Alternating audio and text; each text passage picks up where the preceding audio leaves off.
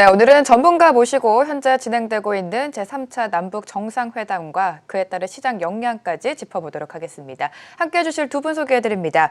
S1 투자연구소 김동엽 소장, 골드스타 김민호 팀장 자리해 주셨습니다. 어서 오세요. 안녕하세요. 네, 함께할 주제 먼저 화면으로 체크해 보시죠. 기대감은 갖되 냉정하게 지켜보자라는 주제로 잡아봤습니다. 자, 잠시 후 평양에서 3시 30분부터 5시까지 문재인 대통령과 김정은 국무위원장의 정상회담이 예정되어 있습니다. 이 회담에서 어떤 의제를 가지고 이야기를 나눌지 관전 포인트가 궁금한데 좀 정리 좀 해주시죠, 김동엽 소장님께서. 네, 이번 그 3차 남북회담 평양에서 열리게 되는데요. 오늘 3시 반부터 열리게 된다고 알고 있는데 뭐 사전에 공개된 어떤 3대 의제가 있습니다. 4월 27일 날 있었던 1차 회담 때 나왔던 판문점 선언에 대한 그 이행 성과를 점검하는 게 가장 큰 뭐 의제 중에 하나가 될 것 같고요. 두 번째로 한반도의 영구적인, 항구적인 평화 정착을 위한 공동 번영을 위한 문제에 관련된 토의가 있을 것으로 보이고, 마지막으로 가장 중요한 이슈라고도 볼 수 있겠는데요. 한반도 비핵화를 위한 어떤 실천적인 방안이 도출이 될 거냐 하는 문제가 가장 큰 관전 포인트라고 볼 수 있을 것 같습니다.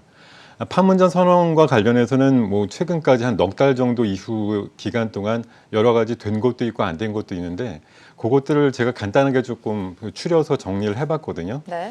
먼저 남북 관계 관련해서는 여러 가지 안건들이 있었고 실행 방안 것들이 좀 합의가 됐었는데 많은 부분들이 이행이 됐습니다. 남북 고위급 회담도 꾸준히 열리고 있고요. 얼마 전에 남북 공동 연락사무소도 열렸고 이산가족 상봉 행사도 했고요. 다만 철도라든가 도로의 현대화 사업 같은 경우는 유엔 제재라든가 미국 제재가 풀리지 않는 한 조금 시작되기 조금 어려운 상황인 것을 다시 한번 느꼈다라고 볼 수가 있겠고, 군사적 긴장 완화 관련된 부분에 있어서는 적대 행위 금지와 관련돼서는 회담이 진행 중이고요. 서해 그 평화 수역을 설정하는 문제들은 아직까지 좀 미진한 상태입니다. 평화체제 구축과 관련해서는 종전선언이라든가 4자 회담은 아직까지 시기상조라는 얘기들이 많고요. 비핵화 관련해서도 북한과 미국 간의 어떤 회담이 좀 고착 상태에 있는 그런 상태를 나타내고 있기 때문에 아마 된 것들 위주로 해서는 더 열심히 하자는 쪽, 그리고 미진한 부분에 있어서는 조금 더 힘을 내자라는 쪽으로 해서 아마 이행 의지를 다지는 회담이 될 가능성이 높지 않을까 생각이 들고요.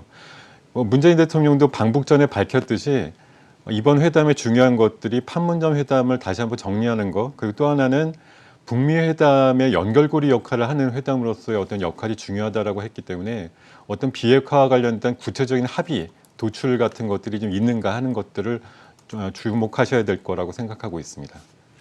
네, 사실 우리 투자자분들은 이 남북 정상회담이 결국 시장에 어떤 영향을 줄지가 가장 궁금하실 것 같은데 오늘 남북경협주 이야기를 좀 해보겠습니다. 오늘은 남북경협주가 다소 쉬어가면서 하락세를 보이고 있습니다.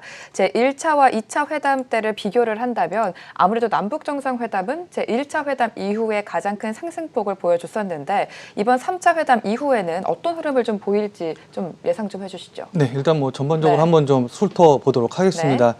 일단 지난 4월 1차 회담, 그다음에 5월 달 2차 회담에 대부분 주가가 이제 큰 폭으로 상승을 하다가 이슈에 따라서 하락하는 그야말로 널뛰기 장세가 좀 펼쳐졌었는데, 그러나 지난 6일이었죠. 정상회담 일정이 공식 발표된 이후에 남북 경협주들이 1, 2차 회담 때보다는 아무래도 좀 더 미적지근한 반응을 좀 보이고 있는 것이 사실입니다.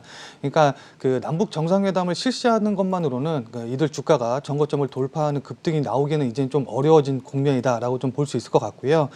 결국 회담 결과에 따라서 주가의 방향이 결정이 될 것 같은데, 현재 시장 같은 경우에는 이제 농업이라든가 철도, 그다음에 가스관 같은 수많은 남북경협주들이 지금 존재하고 있는 상황입니다. 시장 자금 같은 경우는 아무래도 이제 좀 무한하게 계속 있는 것들이 아니라 이제 유한하기 때문에 사람들의 관심이 한쪽으로 기울게 되면 이제 자연스럽게 다른 쪽에 관심은 조금 줄어들 수밖에 없는 상황이에요. 그렇기 때문에 같은 남북경협주라고 하더라도 섹터라든가 아니면 종목에 따라서 상대적으로 상승폭이 좀 큰 종목이 있을 수 있고 또 상승폭이 상대적으로 좀 작은 종목이 있을 수가 있습니다. 더군다나 이제 이미 기대감으로 일단 1차적으로 어느 정도 큰 폭의 시세를 냈다가 이제 급등락이 한 차례 반복된 이유이기 때문에 사람들이 어느 정도 이제 좀 남북경협주에 대해서 좀 거리감이나 이제 공포감을 좀 느낄 수가 있어요. 그렇기 때문에 요번에 이제 만약에 상승을 하게 된다고 하면은 종목별로 차별화가 이전 1차 때보다 1차나 2차 상승 그 남북 정상회담 때보다는 더 심하게 벌어질 가능성이 높다는 점을 좀 명심을 하시고 대응을 하셔야 될 것 같고, 또한 남북경협 사업이 뭐 방금도 소장님께서 언급해 주시긴 하셨는데 기대감으로 한 차례 뭐 지금 당장 실현이 돼가지고서는 뭐 실적으로 연결될 수 있는 그런 상황이 아니에요. 그래서 그런 부분을 명심을 해야 되고, 또 여러 가지 정치적 이슈를 해결하고 그다음에 그 이후에 종전선언, 그 이후에 뭐 또 유엔 대북 제재 해제라든가 이런 부분까지 이제 다 이루어져야지만은 실질적으로 사업 진행이 가능하기 때문에 뭐 하루 이틀 만에 진행될 수 있는 상황이 아니니까 장기적인 관점에서 남북경협주를 보고서 대응을 할 것인가, 아니면 철저하게 트레이딩 관점에서 치고 빠지는 전략으로 대응을 할 것인가, 이 전략을 이제 좀 명확하게 하신 다음에 접근을 하시는 게 좋아 보입니다. 만약에 이제 좀 장기적인 관점에서 나는 남북경협주 모멘텀을 좀 굉장히 크게 보고 장기적으로 보겠다라고 좀 생각을 하셔서 대응을 하신다고 하시면은 그 경협 사업이 이제 실질적으로 실적에 수혜를 입을 수 있는, 그러니까 모멘텀을 가진 대형주 쪽으로 이제 좀 접근을 하시는 게 좋은데, 그 중에서 이제 특히 뭐 현대건설 같은 그 범현대가 관련주, 그러니까 범현대가에 관련된 남북 경협주들을 좀 관심 있게 주목하셔서 좀 지켜보시는 게 좋을 것 같습니다. 이들 기업들 대부분이 우량주고, 그다음에 뭐 실적 대비 밸류에이션이 낮고, 또 남북 경협이 만약에 실제로 이루어진다고 하면은 수혜 가능성이 가장 크기 때문에 특히 이 부분 주목하시는 게 좋아 보입니다. 네, 아무래도 이 세 번째 만남이다 보니까 1차 정상회담 때보다는 이 남북 경협주에 대한 상승 기대감이 좀 미미한 거는 사실입니다. 이번 회담 이후에 남북 경협주의 흐름, 김동엽 소장께서는 어떻게 바라보고 계십니까? 네, 이번 세 번째 이제 만나니까 아마 기대는 많이 안 한다고 하면서도 사실 기대감들을 숨기지는 않을 거라고 생각이 들고요. 세 번째 만나니까 뭔가 좀 확실한 결과가 나왔으면 좋겠다라는 바람들을 하고 있다라고 생각이 드는데요. 앞서서 우리 김 팀장님께서도 말씀해 주셨습니다만 1차 회담 때는 뭐 북미 회담이 좀 바로 예정이 돼 있었기 때문에 추가 상승이 굉장히 컸었고요. 근데 2차 회담 이후에는 대부분의 종목들이 6월 초를 기점으로 해서 대부분 큰 폭으로 또 하락하는 모양이 나오다 보니까 이번 3차 회담의 어떤 성격을 어떤 식으로 좀 구분을 져야 되느냐, 이런 부분에 있어서 각자 이해관계가 좀 다를 거라고 생각이 드는데, 저 같은 경우는 1차 때와 2차 때의 어떤 중간 역할을 좀 생각을 하고 있고, 또 선별적인 상승으로 좀 일단 모아갈 가능성이 높다라고 생각이 들고요. 북미 정상회담의 연결고리 역할이라는 거라는 생각들 때문에 결국 이 이후에 뭐 폼페이오가 4차 방북을 하고 북미 2차 정상회담 같은 것들이 열리는 10월 달 흐름 같은 것들을 좀 예상을 한다고 하면 그 이후에 빅딜과 관련된 그 진행사항, 이런 것들이 다시 한번 남북 경협주들의 어떤 재점화, 이런 쪽으로 좀 연결될 수 있다는 생각이 들고요.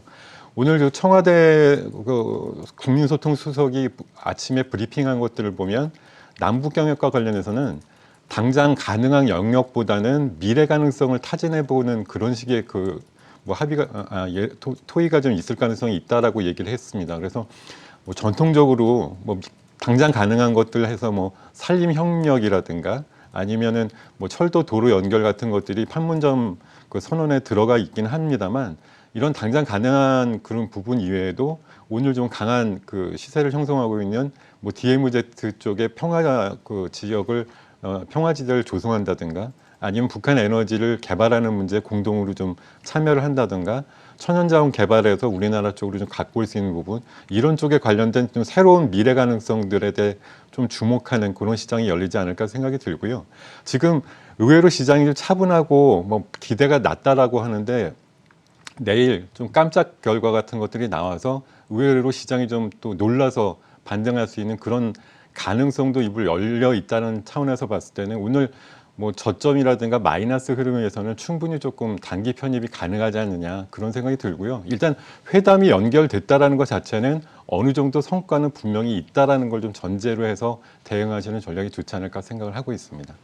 네, 앞서서 김비도 팀장께서는 이 남북 경협주 이 장기적으로는 범현대가를 좀 주목하라라고 말씀을 해주셨는데, 김동엽 소장께서는 남북 경협주 가운데서 좀 어떤 종목을 저희가 눈여겨봐야 할까요? 글쎄요, 오늘 뭐 그 남북 경협, 남북 그 정상회담을 위한 특별 수행단을 좀 주목하실 필요가 있다고 생각이 드는데요. 뭐 우리나라 4대 그룹 총수들이 포함이 됐고, 뭐 현대그룹도 포함이 됐습니다만 특이한 것이 포스코 그룹 같은 경우가 좀 참여를 많이 하고 있다라는 거, 이런 차원에서 봤을 때는 역시 자원 개발 쪽이라든가 이런 쪽으로 봤을 때 좀 관련이 좀 깊숙하게 들어갈 가능성이 높다는 차원에서 봤을 때 뭐 말씀 주신 대로 현대가 쪽도 중요하지만 포스코 쪽도 좀 주목하자, 이렇게 좀 말씀드리겠습니다. 네, 현대가뿐만 아니라 포스코 쪽도 좀 주목하자라는 말씀을 해주셨습니다. 이제 중국 소비 관련주에도 좀 영향이 있을 것 같은데 중국 소비 관련주의 앞으로의 흐름은 또 어떻게 보고 계십니까? 네, 일단은 뭐 결론부터 말씀드린다고 하면은 아무래도 이제 중국 소비주도 좋은 영향을 받아서 상승할 가능성이 좀 높다고 보고 있습니다. 종전선언 당사국으로 만약에 중국이 좀 포함된다고 하면은 중국 소비주에는 말씀드린 대로 이제 좀 긍정적인 영향을 미칠 텐데, 이거는 그 시간을 좀 되돌려가지고 사드 배치 때를 생각해 보시면 좀 이해가 쉬울 것 같습니다. 미국이 이제 그 북한 핵미사일을 그 발사를 탐지하기 위해서 국내에 사드 배치를 한다고 이제 배치를 했고, 그다음에 중국은 이에 반발을 해서 이제 한한령을 좀 실시를 해줬었죠. 그래서 만약에 이제 종전 선언이 되고 북한이 비약화가 돼서 뭐 핵무기라던가 아니면 뭐 핵물질이라던가 이런 것들이 이제 좀 없어지게 된다고 하면은 미국으로서는 국내에 사드를 배치할 만한 명분이 없어지는 거죠. 그렇게 되면은 사드 배치가 이제 계속 뭐 철회될 가능성도 있고, 만약에 그렇게 된다고 하면 중국으로도 마찬가지로 한한령을 계속 유지할 명분이 없는 겁니다. 그렇기 때문에 지금 그동안 이제 한한령 때문에 그 좀 피해를 받았던 뭐 사드, 보통 소위 이제 사드 보복 피해주라고들 불리는 종목들 있죠. 그래서 그런 부분에서 이제 반등이 좀 나올 가능성이 높습니다.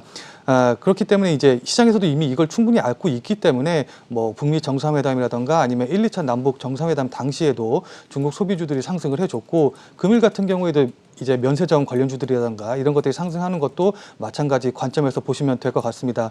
그래서 만약에 한한령이 해제가 된다고 하면은 방한 중국 단차 변경객이 전면적으로 허가가 될 테고, 또한 이제 전기차 배터리 같은 경우도 이제 보조금 문제가 이제 국내 업체들이 좀 빠지고 있는 문제들이 있는데, 이런 것들이 해결될 가능성이 높으니까 산업 전반적으로 좀 호재가 가능하다고 좀 보고 있고요. 뭐 물론 화장품이랑 면세점 관련 주들도 마찬가지로 뭐 전통적인 1차적으로 알고 있는 업체들이긴 하지만은 이 종목군들도 마찬가지로 수혜를 받을 가능성이 굉장히 높다고 보고 있습니다.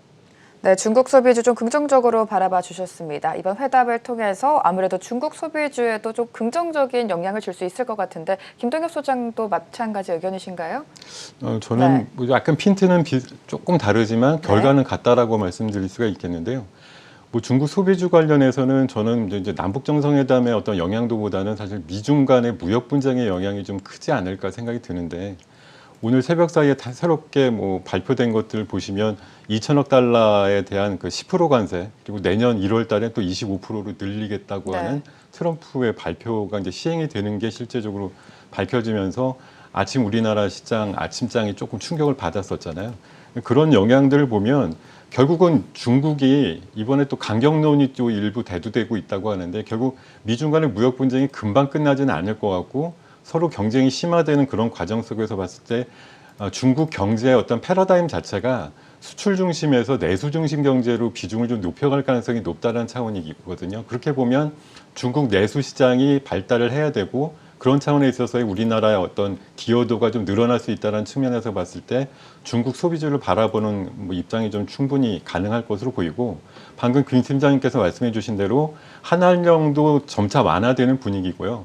뭐 계절적으로 봐서도 9월 말에서 10월 초까지 중국에 크게 두 가지 명절 같은 것들이 껴있기 때문에 우리나라로 유입되는 인바운드 관광객의 숫자가 늘어날 거라는 어떤 전망들이 나오고 있는 상황에서 당연히 면세점이라든가 화장품 같은 그런 전통적인 중국 소비주에 대한 어떤 기대감이라든가 이런 것들은 살아날 수밖에 없다. 그렇게 보면 9월 우리나라 추석 전까지, 그리고 추석 이후에서 10월 연휴 전까지의 어떤 두 가지 흐름 속에서 중국 소비주가 좀 긍정적인 영향을 받을 가능성이 높다. 이렇게 좀 판단하고 있습니다.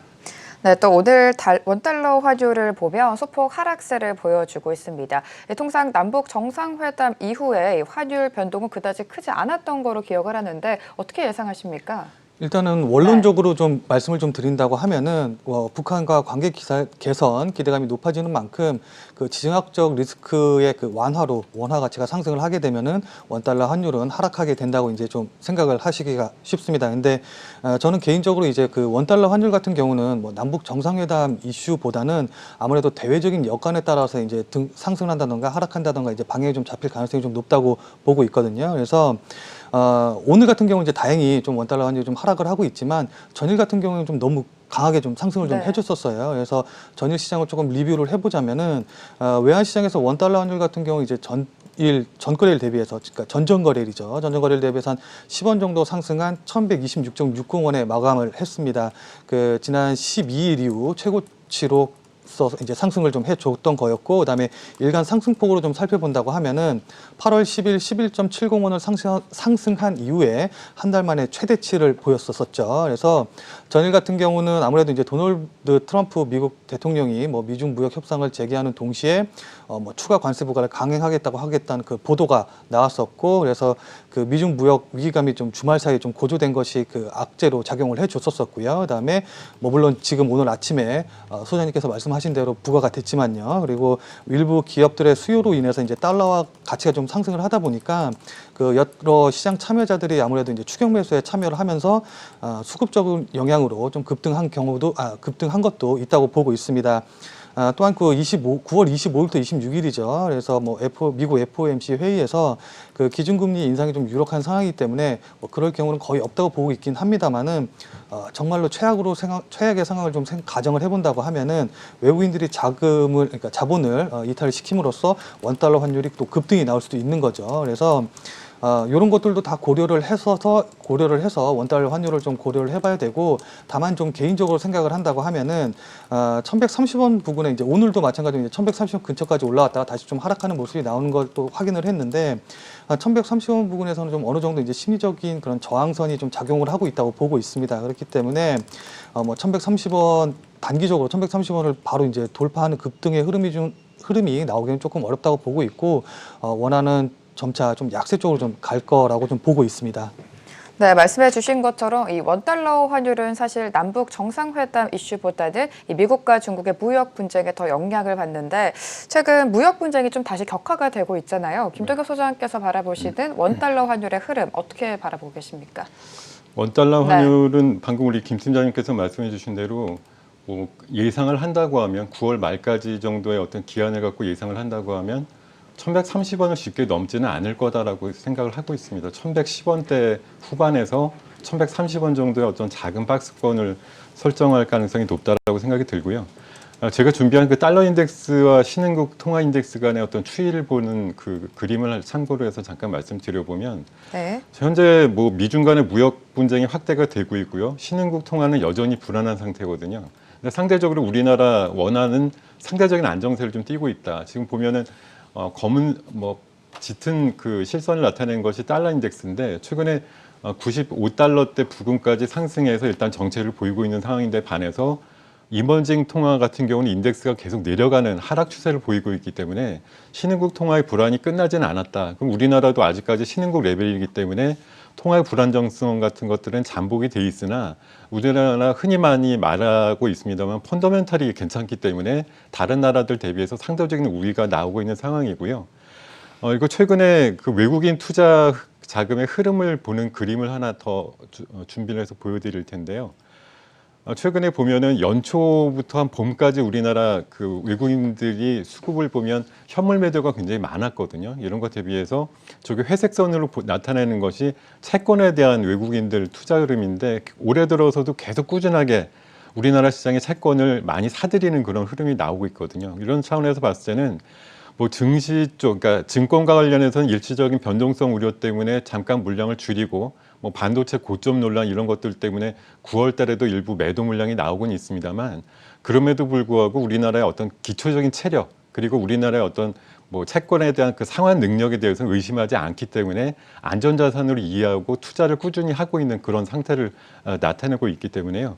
일단 환율상으로 봤을 때 지난번 고점이라고 볼 수 있는 1,130원 중반 정도 흐름을 쉽게 터치하지는 않을 거라고 보고, 1,130원 정도의 흐름이 제한될 가능성이 높고, 역시 1,130원 정도의 흐름이라고 하면 외국인들이 제한적인 범위 내에서 순매수 기조로 바뀔 가능성이 높다. 오늘 아침에 장 흐름이 그랬는데, 아침에 환율이 약간 워낙 약세가 되면서 외국인 매도 흐름이 나오다가 외국인이 순매수로 전환하면서 환율이 역시 다시 절상되는 그런 분위기로 꺾이는 그런 흐름이 앞으로 당분간 장중의 변동성 흐름으로 나타날 가능성이 높다. 이렇게 말씀드리겠습니다.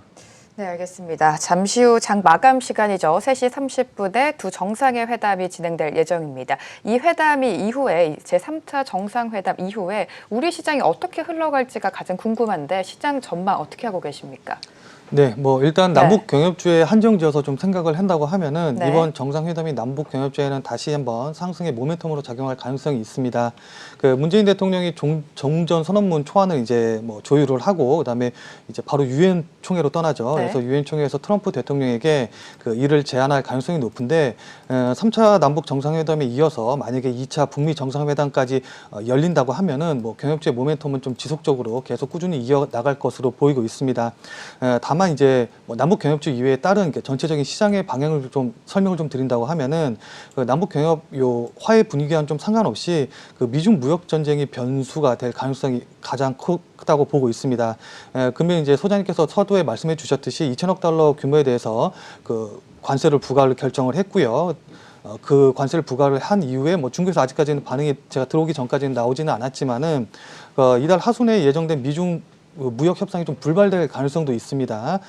뭐 전일 보도에 따르면 뭐 미국이 추가 관세를 부과하게 된다고 하면은 뭐 중국이 미국과의 무역 협상을 거부할 가능성이 있다는 식의 보도도 나왔었고 또 뭐 협상을 거부하는 동시에 미국의 뭐 더 큰 손실을 뭐 주는 방향으로 뭐 원자재라던가 뭐 아니면 재료 같은 것들을 대미 수출을 규제하는 방식의 뭐 이런 것도 고려를 하고 있다라고 이제 좀 이야기가 나왔기 때문에 만약에 이렇게 된다고 하면 미중 무역 전쟁이 더 악화가 될 가능성이 있죠. 그렇게 되면은 추가적으로 또 투자 심리가 얼어붙어서 뭐 하방 쪽으로 갈 가능성도 있다고 보고 있습니다.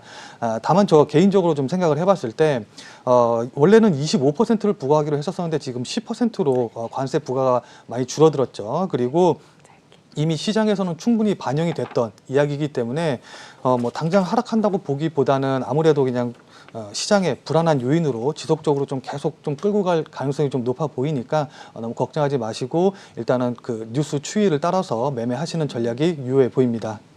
네, 알겠습니다. 김동엽 소장께서는 회담 이후의 시장 흐름 어떻게 예상하세요? 네, 방금 네. 팀장님께서 말씀해 주신 대로 미중 무역 분쟁이 격화는 되고 있습니다만 실질적인 우리나라 수출 지표상에 어떤 이상 상태가 나타나고 있느냐? 이건 아니거든요. 네. 그래서 너무 심리적으로 위축되시지는 말자라는 말씀 드리고 싶고요. 남북 관계는 개선되는 방향으로 일단 흘러갈 거다. 외부 변수는 이런 식으로 혼재되는 상황인데 IT 정점론이라는 것이 최근에 좀 희석되고 있거든요. 그러니까 IT가 정점이 아니다라는 논리가 좀 되면서 오늘도 좀 일부 좀 반등이 나오고 있고 제약바이오 9월달과 10월달 이벤트를 중심으로 해서 아직까지 갈 진도가 좀 나와 있다는 판단이 들면 전체적인 시장 방향은 느리지만 우상향할 가능성이 높다. 그래서 9월 말 기준으로 봤을 때 코스피 2360선, 코스닥 850선 정도까지의 어떤 전진을 좀 기대하는 그런 흐름으로 대응하시면 좋을 것 같습니다. 네, 오늘 이슈는 여기서 마무리해 보도록 하겠습니다. 함께해 주신 두 분, S1투자연구소 김동엽 소장, 골드스타 김민우 팀장, 오늘 말씀 감사합니다.